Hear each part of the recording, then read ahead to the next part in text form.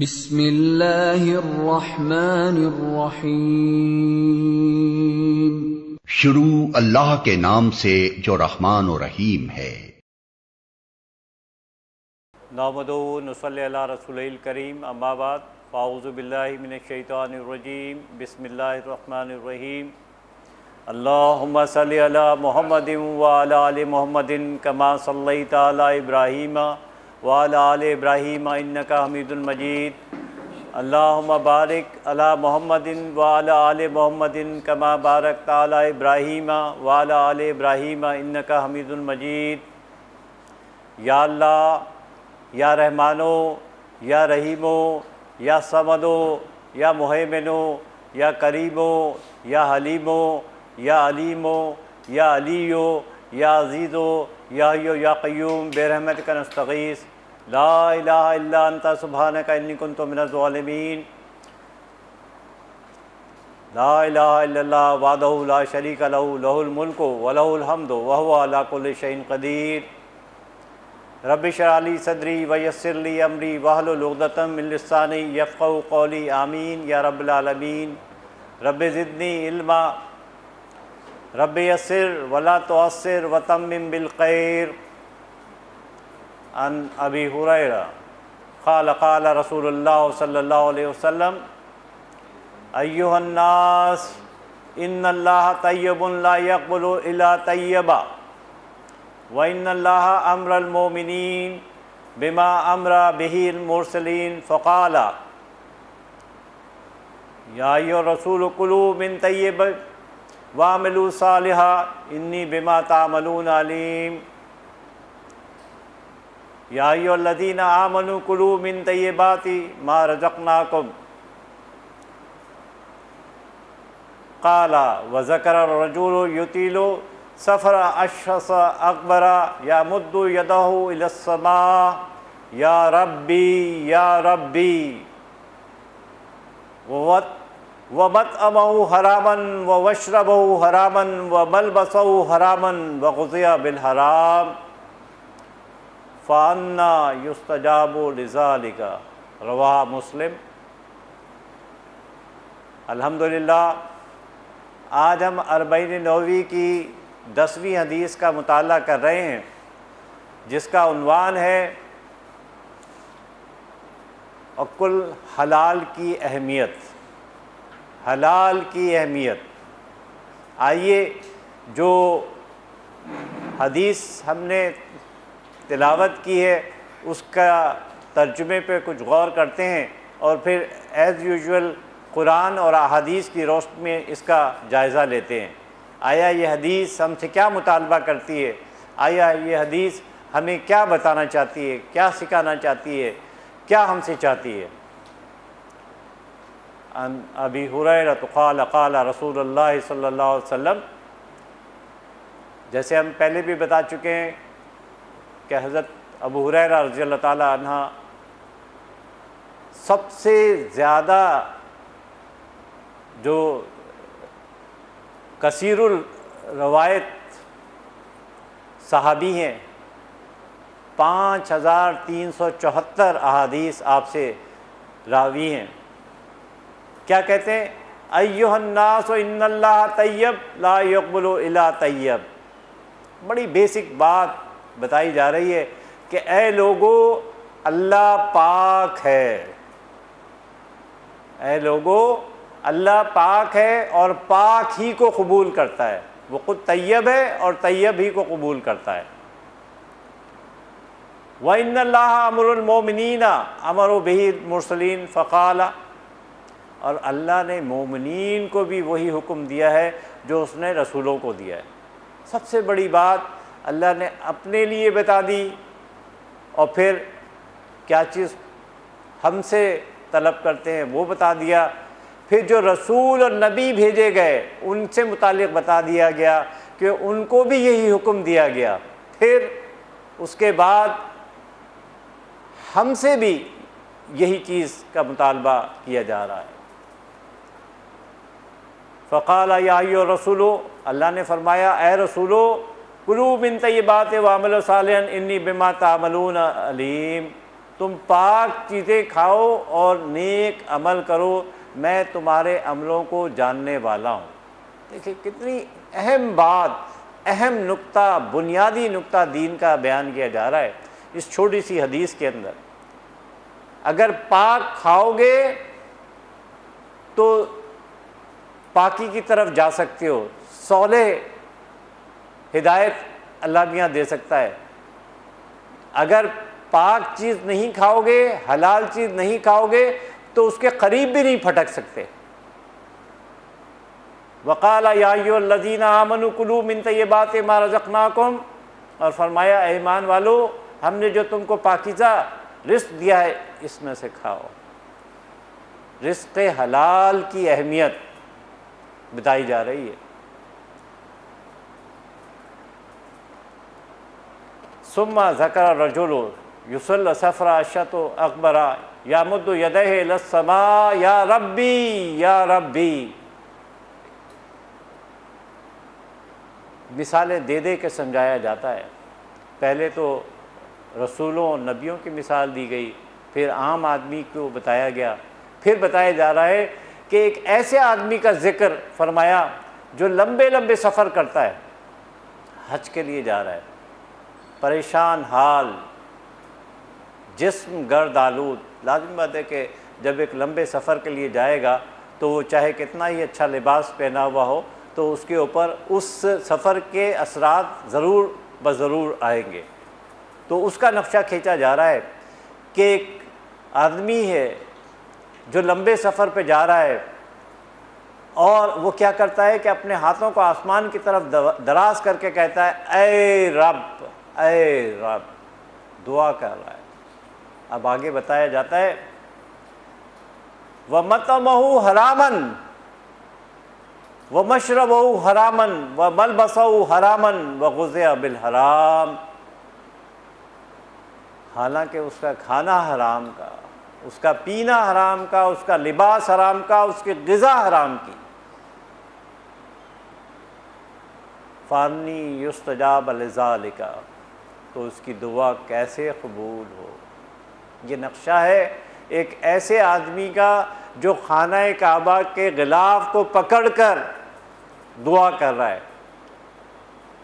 اور حضرت محمد صلی اللہ علیہ وسلم کیا بتا رہے ہیں کہ حرام کی وجہ سے اس کی کسی دعا میں کوئی قبولیت کا شرف ہی نہیں ہوتا۔ تو یہ ہے وہ بنیادی چیز جو اس حدیث کے اندر بتائی گئی ہے۔ صحیح مسلم کی حدیث ہے،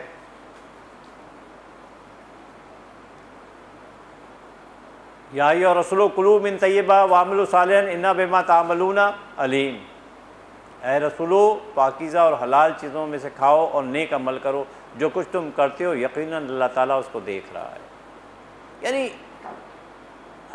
یہ تو ہمیں پتہ ہی ہے کہ اللہ جو ہم تحت الشعور میں بات سوچتے ہیں اس کا تک اللہ علم رکھتا ہے، جو ابھی ہم نے ظاہر نہیں کیا، صرف ہمارے ذہنوں میں وہ بات آ رہی ہے، اس تحت الشعور کو بھی اللہ تعالیٰ پڑھ لیتے ہیں۔ تو اگر جو شخص یعنی حلال کھائے گا تو اس کے اندر صلاحیت ہوگی کہ وہ نیک کام کر سکتا ہے، تو اس کی دعائیں قبول ہو سکتی ہیں، ورنہ کچھ بھی نہیں۔ عقل حلال التزام اعمال صالحہ کے لیے مین شرط حلال رزق۔ یاد کریں استقبال رمضان کے سلسلے میں ہم نے بتایا تھا کہ روزہ دو ہی طرح کے ہوتے ہیں، ایک تو فرض روزے اور دوسرا زندگی بھر کا روزہ ہے، اور وہ کیا ہے؟ حلال کھانا، حرام سے پرہیز، حرام کے قریب بھی زندگی میں نہ جائے۔ یہ ہے دوسرا روزہ، بڑا سخت روزہ ہے دوستو۔ یعنی ایک روزہ تو وہ ہوا جو کہ ایک مہینے کے فرض کر دیے گئے روزے رمضان کے، اور ایک روزہ زندگی بھر کا روزہ ہے، اور وہ روزہ کیا ہے کہ حرام سے پرہیز۔ اگر حرام سے پرہیز کریں گے تو یہ سب چیزیں جو بتائی جا رہی ہیں وہ ہمیں ملیں گی، اور اگر نہیں کریں گے تو کچھ بھی نہیں ملے گا دوستو۔ کھا پی تو لیں گے، زندگی بھی بسر کر لیں گے، لیکن حاصل کچھ نہیں، سب یہیں رہ جائے گا۔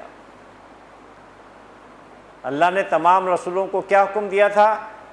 پاکیزہ رزق کھائیں اور اچھے اعمال کریں۔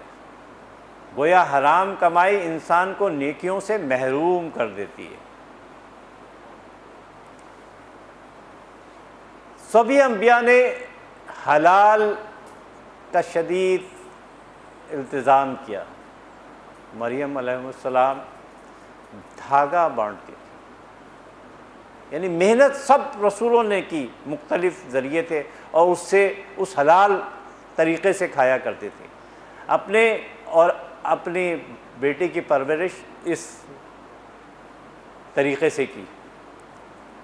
حضرت داؤد علیہ السلام لوہے پر اللہ تعالیٰ نے ان کو عبور دیا ہوا تھا، اور وہ اس کی حلال کمائی سے خود بھی کھاتے تھے اور اپنے اہل عیال کو بھی اسی سے پالتے تھے۔ نبی کریم صلی اللہ علیہ وسلم کا وقت یاد کیجئے، نبوت سے پہلے چند ٹکوں کے عوض اہل مکہ کی بکریاں چرایا کرتے تھے، اور پھر کہاں سے کہاں چلے گئے۔ یعنی بتایا جا رہا ہے کہ حلال مال حاصل کرتے تھے، حرام نہیں۔ عیسائی راہبوں کو یہ ترغیب دی جا رہی ہے کہ بھائی یعنی یہ نہیں کہ انسان کچھ کھائے پیے نہیں، کھانا پینا بھی شرط ہے، یہ بھی ایک بنیادی حقیقت ہے۔ انسان نے پیٹ لگایا ہوا ہے، اللہ تعالیٰ نے اس پیٹ کو بھی دینا ہے، اس کو بھی بھرنا ہے، لیکن کس سے بھرنا ہے؟ حلال سے، حرام سے نہیں۔ حرام تو پھر انگارے بن جائیں گے، پھر مصیبت کر دیں گے اور وہ مشکل ہو جائے گی۔ جی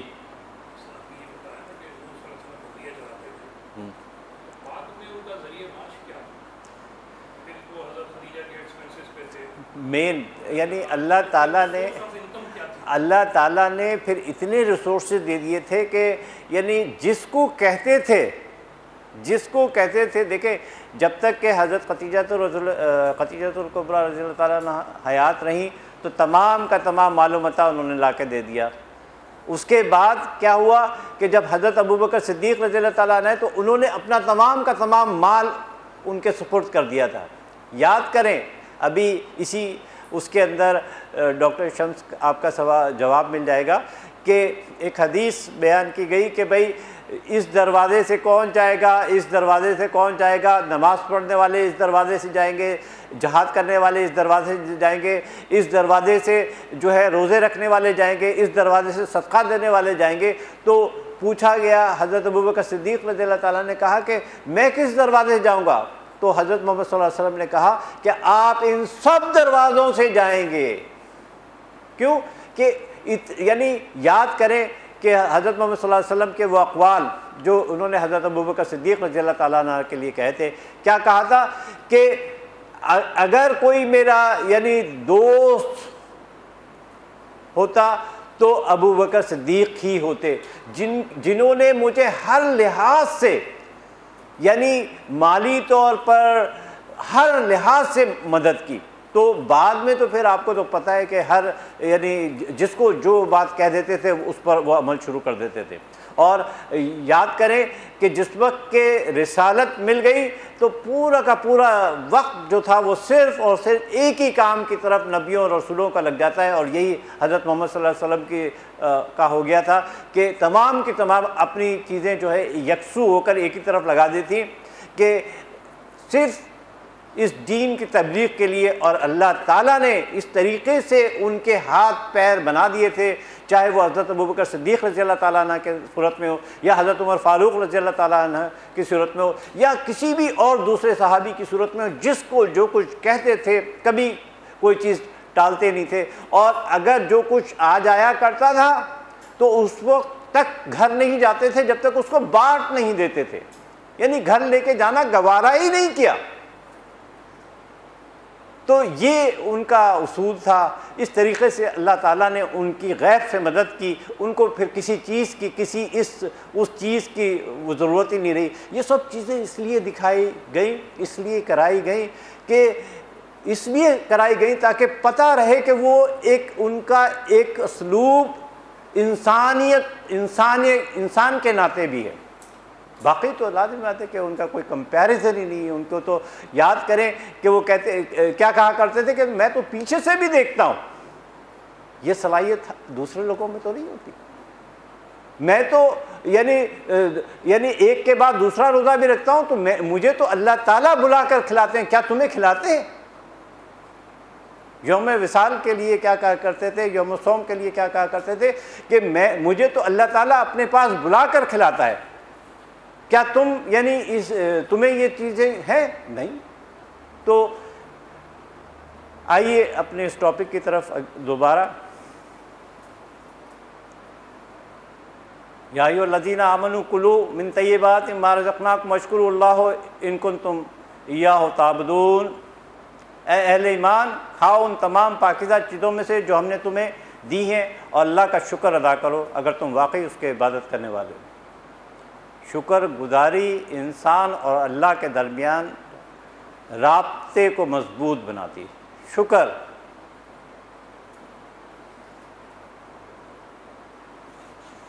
حلال و طیب روزی کے لیے مومنین کے ساتھ ایک خاص ہے. اپنے ایمان کی بدولت یہی لوگ اوامر و نواہی صحیح معنوں میں استفادہ حاصل کر سکتے ہیں. اگر حلال نہیں کھائیں گے تو پھر یہ کام کرنا بہت مشکل ہے. اسی لیے اللہ تعالیٰ نے مومنوں کو پاکیزہ روزی کھانے اور اس کا شکر ادا کرتے رہنے کی حکم دیا.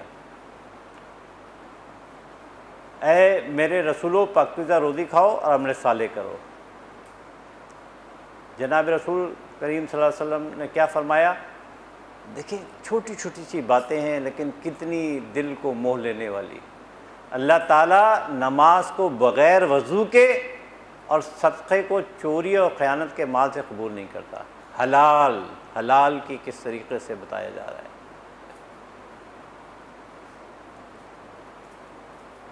حضرت ام سلمہ رضی اللہ تعالیٰ عنہ فرماتی ہیں کیا رسول اللہ صلی اللہ علیہ وسلم نے نماز صبح سے سلام پھیر کر پڑھتے تھے اور کیا کہتے تھے؟ اللہم انی اسألک علما نافعا ورزقا طیبا وعملا متقبلا. اے اللہ، آپ سے علم نافع، پاکیزہ روزی اور مقبول سوال کرتا ہوں.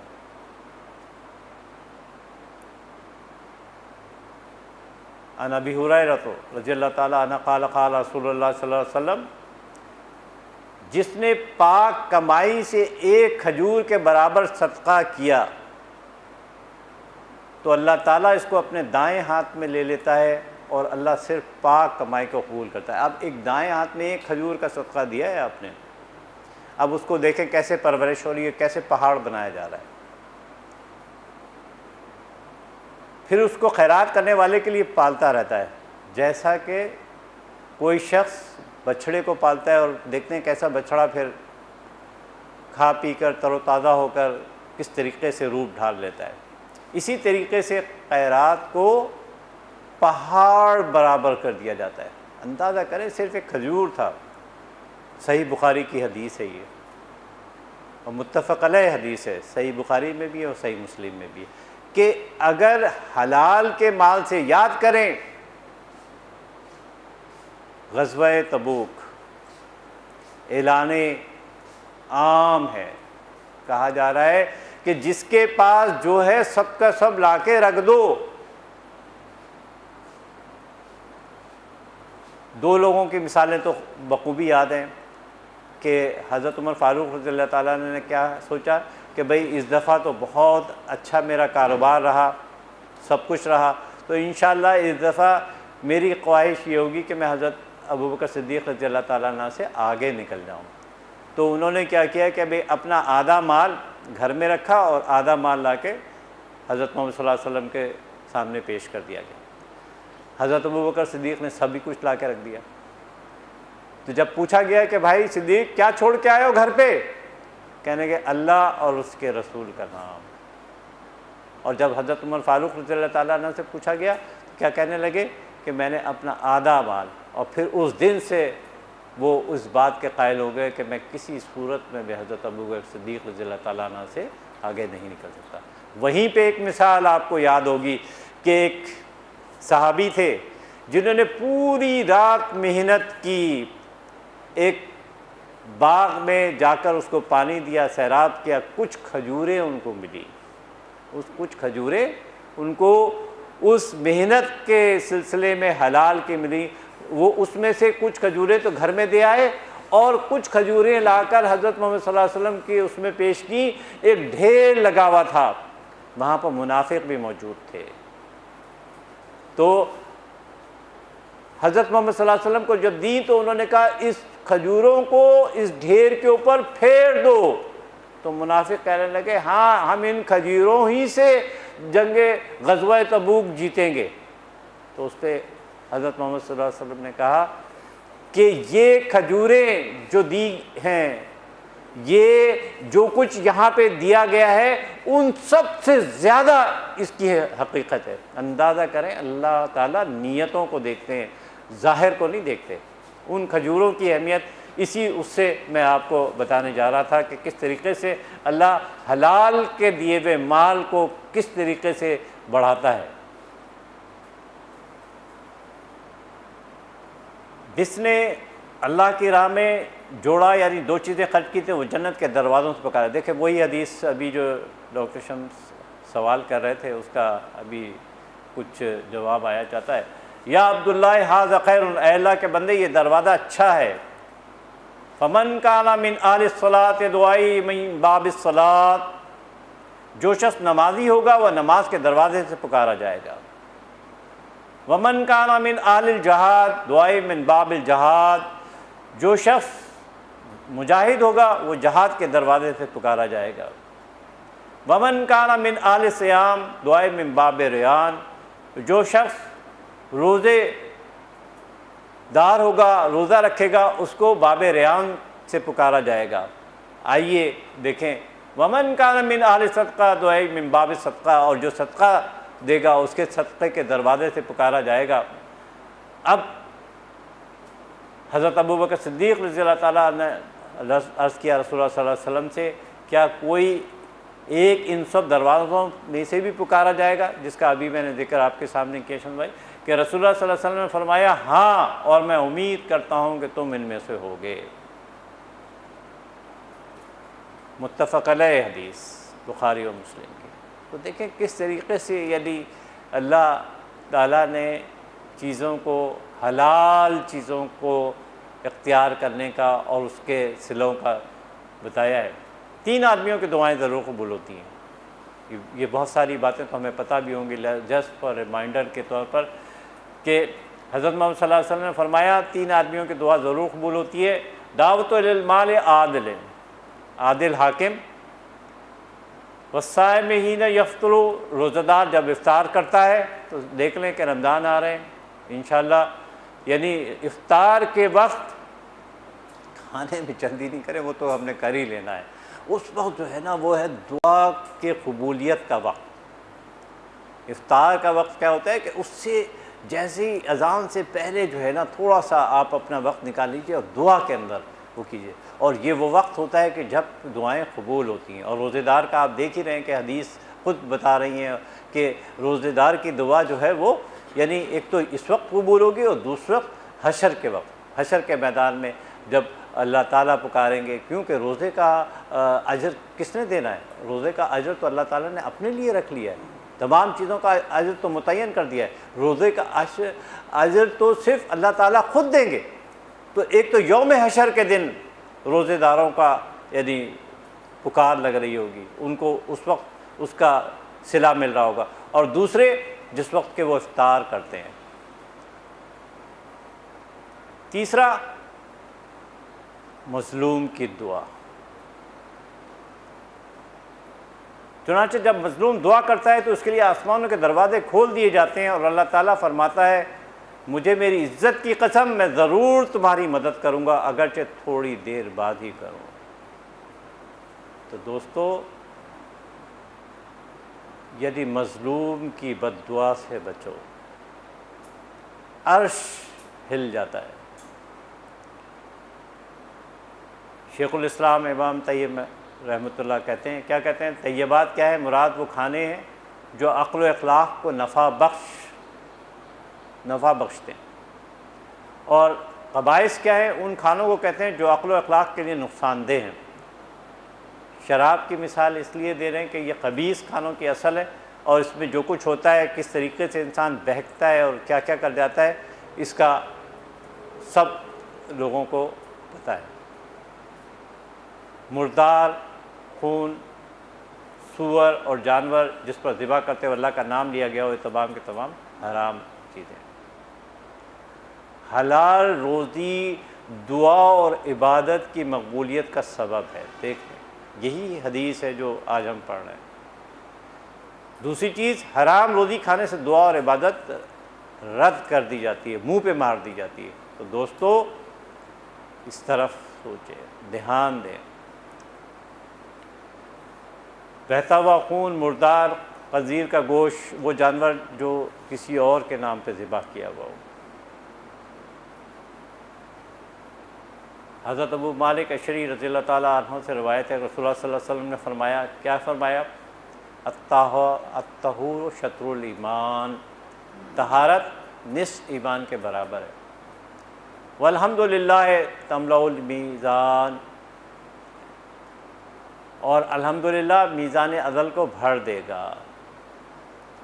وسبحان اللہ والحمدللہ تملأان او تملأ ما بین السماوات والارض، اور سبحان اللہ اور الحمدللہ سے زمین و آسمان کے درمیان فضا بھر جائے گی۔ والصلاۃ نور، نماز نور ہے۔ والصدقۃ برہان، صدقہ ایمان کی دلیل ہے۔ والصبر ضیاء، صبر روشنی ہے۔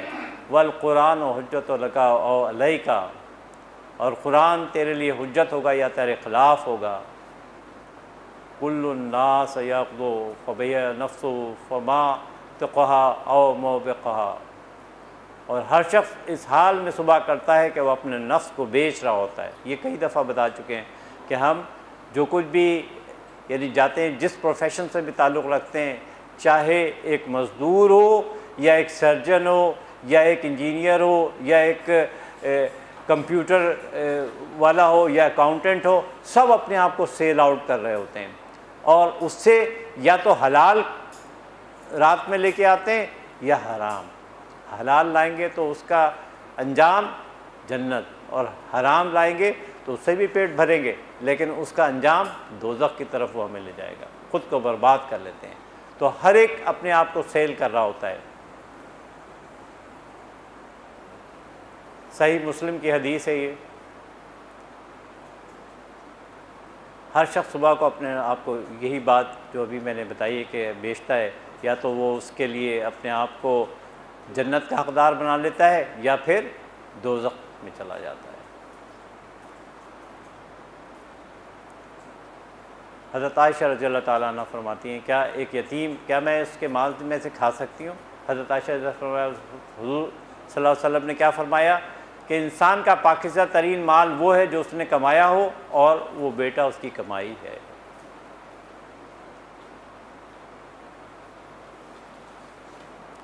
صحابہ کرام کی ایک جماعت حضرت عائشہ رضی اللہ تعالیٰ عنہ کے پاس پہنچتے ہیں اور ان سے پوچھتے ہیں کہ حضرت محمد صلی اللہ علیہ وسلم کے معمولات کیا ہیں۔ وہ بتا دیتی ہے کہ یہی ہے۔ تو وہ لوگ یہ عہد کر لیتے ہیں کہ ہم ہمیشہ دن کا روزہ رکھیں گے، راتوں کو بستر پہ نہ سوئیں گے، گوشت اور چکنائی نہیں کھائیں گے، خوشبو نہیں لگائیں گے، اور اپنے آپ کو ان تمام چیزوں میں وہ کرتے ہیں۔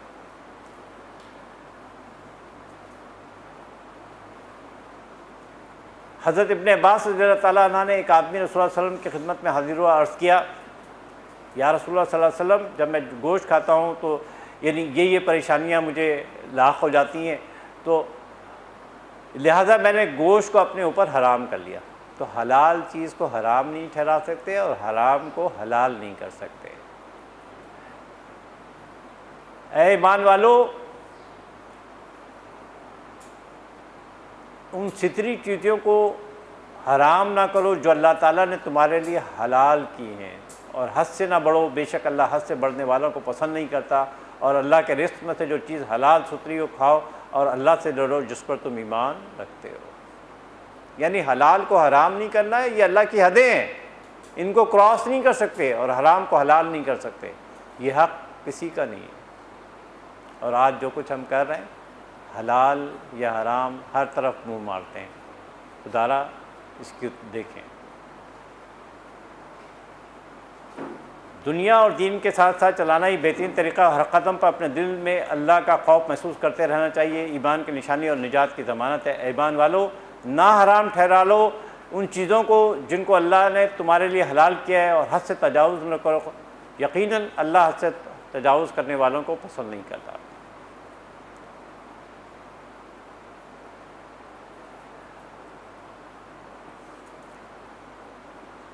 یہ وہی بات جو ابھی میں نے آپ کو بتائی تھی کہ کس طریقے سے حضرت محمد صلی اللہ علیہ وسلم کے معمولات معلوم کیے گئے، اور اس پہ تو بتایا یہ گیا کہ اگر تم صرف روزے رکھتے رہو گے، تہجد پڑھتے رہو گے، اور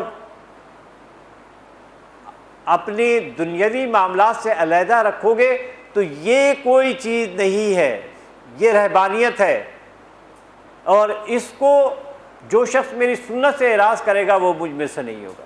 تو اس طریقے سے ایک ایک بات کو حضرت محمد صلی اللہ علیہ وسلم نے اپنی ہی زندگی میں صحابہ کو عملی طور پر کر کے دکھا دیا کہ اگر اس طرف جاؤ گے تو یہ عمل مناسب نہیں، کر کے دکھلا دیا کہ ان کے صحابہ نے کیا، اور پھر ان کو پریکٹیکلی عملاً اس کی تصحیح کر کے دکھا دی گئی۔ دوستو یہ سب چیزیں ہمیں کیوں بتائی جا رہی ہیں؟ ہمیں سکھایا جا رہا ہے تاکہ، کیونکہ یہ چیزیں رہتی دنیا تک کے لیے ہیں۔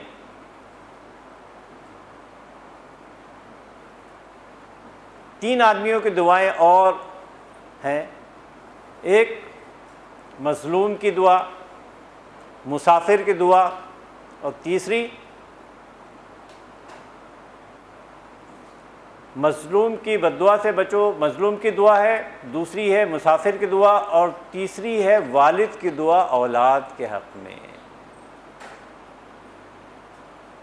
وہاں عادل بادشاہ کی دعا تھی، وہاں روزے دار کی دعا تھی، یہاں دو اور ایڈیشن آ گئی۔ ایک ایڈیشن کی ہے والد کی دعا اولاد کے لیے، اور مسافر کی دعا۔ میں اسی اس پہ یہ ایک جملے کو کرتے ہوئے ختم کرتا ہوں، رزق حلال اعمال صالحہ کے قبولیت کے لیے بنیادی شرط ہے۔